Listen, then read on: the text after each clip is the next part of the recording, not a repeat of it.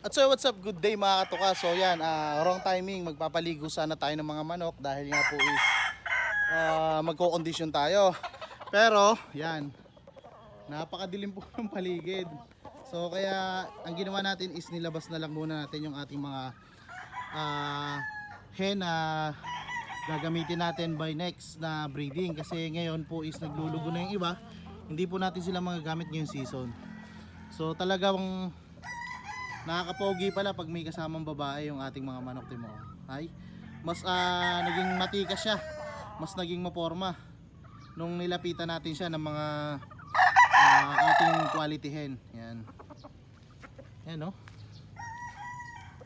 Naging iba yung postura niya nung sinamahan natin ng mga babae sa kanyang paligid. Oh. Naging mas astig siyang tingnan, mas naging maporma.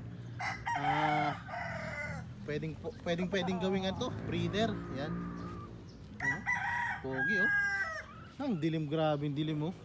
Paano na yung labahin ko nito? Hindi pa tapos. Nako mga katoka, dagsa na po ang ulan nito. Talagang lagitik to pag bumagsak. Ay, sobrang dilim po ng paligid. Parang hapon na. Kung tutusin, gantong oras dapat tirik na tirik ang araw. Kaya yung iba natin ng damit, yung mga damit natin na nilabhan, is sinilong muna natin dahil kawawa naman yung mga bata at wala na naman susuotin. So yan, yung ating mga manok. So mamaya ililipat ko naman yung ating mga hen na to doon sa ibang mga manok natin na hindi pa gasinong naporma, para nang sa gayon maging aggressive po sila, para lumabas yung pagiging nila macho, katulad nito. Yan, ay parang pikak oh. Umubo kayong buntot.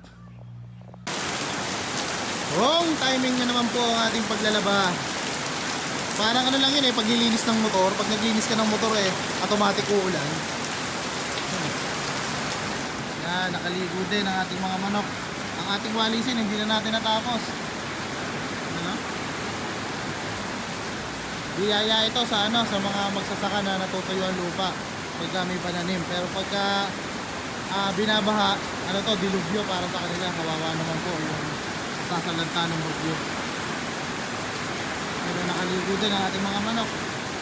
Bali, may mga marking siya, nilagyan ko ng ng leg band ng sagayo, kasi yung ating mga pinoproduce, para alam natin kung alin yung hen na ginamit natin. Nang sagayo hindi tayo malito sa breeding, kung alin yung mas maraming naglalabas ng mga tawag dito, ng cap.